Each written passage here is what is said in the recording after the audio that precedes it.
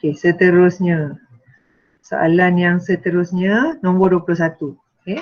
Baik, ini 21 ialah soalan ungkapan algebra juga. Ini semua dia nak menguji kamu asas asas matematik. Algebra ni sebenarnya ialah asas matematik. Jadi macam mana kamu pindahkan, macam mana kamu mendarab, menyamakan pecahan. Okey. Okay, kita sambung soalan nombor 21. Okay, langkah yang pertama untuk menyelesaikan mencari X di sini ialah cikgu nampak ada pecahan dan satu nombor. Jadi cikgu samakan dulu penyebut. Ini penyebut ke pengangka ni? Denominator lah bahasa Inggeris. Nanti kalau salah kita kena betulkan. Baik, kemudian cikgu expand, cikgu kembangkan 2 ni darabkan ke dalam, dapat 2x tolak 2. Okey, ini cikgu samakan dia punya penyebut dia punya pembawah ni lah. Baru sebab konsepnya ialah bila kamu nak tolak 2 pecahan, bawah mesti sama nombor denominator mesti sama. Okay, kemudian ini ialah proses menyamakan pembawah dia. Okay, selepas tu bila kita tak nak kurungan ni, kita kena darabkan negatif ni ke dalam. Hati-hati dengan tanda negatif. Negatif ni maknanya negatif 1. Bila kamu darab negatif dengan positif, sini negatif. Negatif darab negatif belakang ni, ini positif. Itu kena hati-hati. Selalu belajar silap dekat situ. Okay, kamu selesaikan 9 campur 2 dapat 11, 11 tolak 2x. Baik, nak hilangkan pecahan, saya darab silang. Bila darab silang, kita darab nombor dengan ungkapan. Okay, selesaikanlah algebranya. Dapatlah x sama dengan 22/7. Baik, soalan nombor 22 ialah soalan indeks. Gunakan konsep indeks yang ada, dia ada bagi di bahagian rumus tu dia ada bagi yang mudah-mudah. Ada bagi yang mudah-mudah soalan rumus nombor 1, rumus nombor 2. Okey, di sini cikgu nak hilangkan kurungan. Jadi indeks ni bila kuasa kita darabkan. Okey, cikgu darab 2 kuasa 1/2 maknanya 2 darab setengah. 5 kuasa B kuasa 5 ni pun darab dengan setengah. Ini tak adalah, tak ada kuasa luar dia. Okey. Sekarang ni kalau asasnya sama, indeks ni kita boleh campurkan kalau darab. Kalau asas ni B, ini pun asas B, kalau kita darab, kuasa ni kita boleh campurkan. Okey, selesaikan. Baik, sampai dekat sini, jawapan kamu ada indeks yang negatif. Tapi dekat sini jawapan tak ada indeks negatif. Kamu kena adjust lah, kamu kena ubah suai sikit. Baik, konsep nombor negatif macam mana? Cuba kita tengok balik. A kuasa negatif N sama dengan 1/A kuasa N. Jadi kalau ada A kuasa negatif 3, jadikan dia 1/A kuasa 3. Okay. Jadi bila kamu darab, dapatlah jawapan B. Okay, soalan nombor 23. Baik, soalan nombor 23 ni ialah soalan ketaksamaan. Okay. Bila kamu diberi 2 ketaksamaan, cari nilai yang mungkin bagi A dengan B ni, selesaikan satu-satu ketaksamaan. Selesaikan yang ketaksamaan pertama dulu. Macam kita buat persamaan. Cuma sekarang ni ada tanda ketaksamaan. Bila ada tanda ketaksamaan, kamu kena hati-hati dengan nombor negatif terutamanya. Okey, yang ni cikgu selesaikan. Okey, bila kamu selesaikan sampai dekat sini, bila kamu nak bahagi dengan negatif 3, simbol ketaksamaan akan berubah. Okey, simbolnya akan berubah kalau bahagi dan darab nombor negatif. Okay, selesai ketaksamaan pertama. Kemudian pergi ketaksamaan kedua. Selesaikan ketaksamaan kedua. Sama juga macam tadi. Cuba tengok. Sekarang ni 4x kurang daripada 28. Bila cikgu bahagi dengan nombor positif, x ini ketaksamaan ni, simbol ni tak berubah. Bila kita bahagi dan darab nombor positif, tanda ketaksamaan tak berubah.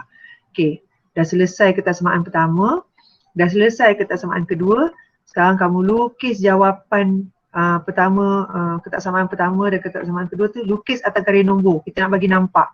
Okey, cikgu melukis garis nombor ni. Atas ni cikgu letak negatif 3 sebab nombor ni ada. Kemudian ujung ni 7. 7 mesti kanan daripada negatif 3. Okey, lepas tu cikgu nak buat garis. Baik. Cikgu buat bulat tak penuh ni sebab negatif 3 ni simbol dia tak masuk. Tak ada sama dengan Cikgu, ya. boleh saya tanya, 6 bahagi negatif 3 bukan 2? Negatif 2 ke cikgu? Ya, cikgu tersilap. Ya. Betul kan? Ya? Sini memang negatif 2. Boleh memang jawapan nombor 23 ni, itu pun cikgu tak tulis tu. Jawapan dia D. Nanti kamu betulkan ujung, nanti cikgu akan bagi jawapan. Baik, ini sebenarnya negatif 2. Jadi sekarang ni negatif 2 ni tak termasuk sebagai jawapan. 7 ni cikgu letakkan bulat hitam sebab simbol ketaksamaan ni termasuk. Okey, jadi jawapannya ialah antara negatif 2 ni tadi silap negatif 2. Okey, negatif 1, 0 sampai 7. 7 termasuk. Jadi jawapan kita negatif 2 nampak sini betul. Negatif 2. Jadi jawapan dia A negatif 2, B 7. Boleh Okey, soalan seterusnya. Okey, soalan nombor 24. 24 pun soalan ketaksamaan juga. Dekat sini dia tindihkan 2 ketaksamaan. Macam ni. Jadi ini pun sama. Selesaikan satu-satu dulu. Ambil sepasang dulu. Kotak biru. Selesaikan. Okey, tengok negatif 6R kurang daripada 6. Jadi R kurang daripada R ni lebih besar atau sama dengan bila kita bahagi dengan negatif 6, simbol akan berubah arah. Okay, ini satu ketaksamaan dapat selesaikan. Kemudian dalam kotak merah sebelah kiri pula, selesaikan pula yang tu. R kurang daripada 2, jawapan ketaksamaan yang kedua. Okay, langkah yang ketiga macam tadi juga, lukis jawapan 1 dan 2 atas garis nombor. Okay, dilukis, hati-hati dengan simbol yang kita gunakan. Kalau dia penuh, kalau ketaksamaan ni termasuk, lukislah bulat penuh hitam ni. Kalau tak termasuk, lukislah bulat tak penuh.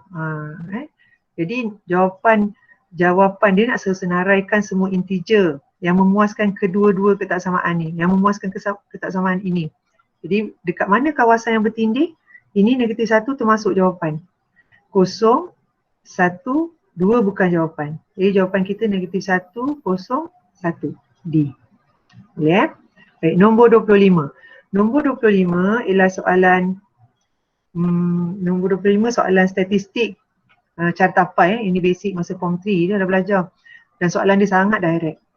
Okay, ini ialah bilangan ahli dalam 5 persatuan di SMK Durian Runtuh. Jika maklumat yang diberikan itu mewakili sebuah cartapai, cari sudut bilangan ahli persatuan sejarah dan persatuan bahasa sini kan. Okey, senang je kita campur dua ni, 60 campur 80. Bahagi dengan berapa bilangan semua ni, bilangan pelajar dalam 5 persatuan. Kemudian darabkan dengan 360 sebab kita nak jadikan dia sudut. Jadi jawapan dia 140. Okey. Soalan nombor 26. Soalan nombor 26 ialah soalan statistik tapi dia nak kamu kira mean. Kira mean bagi data ni. Ini ialah data yang tidak terkumpul, tak ada jadual. Tak ada jadual dan tak ada selang kelas. Senang je, kamu boleh rujuk juga rumus di bahagian rumus nombor 8. Boleh guna kalkulator tapi oleh kerana ni ada 12 je data, cikgu campur je 12, bahagi 12. Dapat jawapan 6.5. Itu konsep mean, purata. Baik, soalan nombor 27 pun ialah statistik. Ni carta palang. Carta palang masa menengah rendah je kan. Masa di tingkatan 5 tu histogram carta palang yang bercantum tu. Baik, carta palang menunjukkan bilangan guli bagi 3 buah kotak. Bilangan guli hijau ada, bilangan guli merah. Masukkan nilai-nilai berdasarkan skala ni. Satu kotak ni 5 lah. 5, 10, 15. Kita baca macam tu. Jadi soalan kata jumlah guli dalam kotak S ialah 50% lebih daripada bilangan guli merah kotak M. Okay, perkataan 50% ni maknanya kamu ada beberapa cara. Ini satu cara ialah bilangan guli kotak S, cikgu letak 150%. Mana dia lebih 50%. Berapa biji? Lebih 5 biji daripada guli merah tadi, 15 biji lah. Jadi jumlah bilangan guli yang ada dekat sini semua bila dicampur 35 campur 40 campur 30, 15 biji yang kita cari awal-awal tadi untuk guli ini guli apa ni? Jumlah guli jumlah guli, kita cari peratus bilangan guli dalam kotak S. Ni guli dalam kotak S 15 biji, jumlah semua ialah 120 biji guli. Jadi nak tukar jadi peratus, 15 bahagi 120. 15 ialah bilangan guli di dalam kotak S. Jadi peratus dia ialah 12.5. Okey, soalan seterusnya. Soalan nombor 28. Okey. Ini ialah graf fungsi. Graf fungsi bagi bentuk kubik. Graf kubik. Y sama dengan X kuasa 3 campur 8. Kalau kamu ingat balik, graf kubik bentuk tangga. Kalau A ni, A ialah perkali depan, perkali atau nombor depan X kuasa 3 ni. Kalau A tu positif, kamu mendaki tangga kejayaan. Kalau A tu negatif, kita menuruni tangga tu. Okay. Jadi sekarang ni jawapan C dengan jawapan B bukan. Ini ialah graf kuadratik. Jawapan B dengan C. Jadi jawapan yang mungkin ialah A dengan D saja. Tapi oleh kerana A ni nombor depan ni positif, jawapannya ialah D. Tangga naik ni. Okey, nombor 29. Nombor 29 ialah soalan set. Kamu diberi dua set S dengan set T. Jadi senaraikan langkah pertama, senaraikan apa ahli-ahli set S. S ni ialah integer ialah nombor positif negatif termasuk sifar. Okey, tak termasuk 9, dikurang dari 9. Jadi start dengan 8, 8, 7, 6 sampai ke bawah. Okey, senaraikan pula set T. T ialah nombor ganjil. Satu lagi, dia mesti lebih besar dan sama dengan 3, termasuk 3. Dia 3, 5, 7 dan ke atas. Okey, sekarang ni soalan nyatakan S yang bersilang dengan T. Senaraikan ahli S yang bersilang dengan ahli T. Jawapan dia ialah 3, 5, 7. 9 tak masuk sebab S bukan, S tak ada 9. Okay, jawapan dia ialah A. Nombor 30.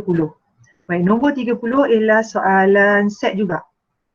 Ini ialah cara kita mewakilkan set iaitu dengan gambar rajah Venn. Baik, ini ialah set semesta, simbol set semesta iaitu set yang sedang kita bincangkan.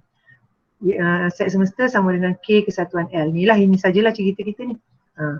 N, L. N tu ialah bilangan. Bilangan L, bilangan unsur L ialah 20. Dan kemudian kamu diminta cari bilangan K kesatuan L. Bilangan ahli K kesatuan L. Di langkah yang pertama, maklumat ini kita boleh cari X. X campur 8 dapat 20. Jadi X sama dengan 20 tolak 8. X sama dengan 12. Bila dah dapat nilai X, kita boleh cari bilangan K kesatuan L. Kita campurlah semua ni. Gantikan 4X ni, gantikan tempat X dengan 12. X ni kita dah dapat 12 tadi, gantikan dapat jawapan 68.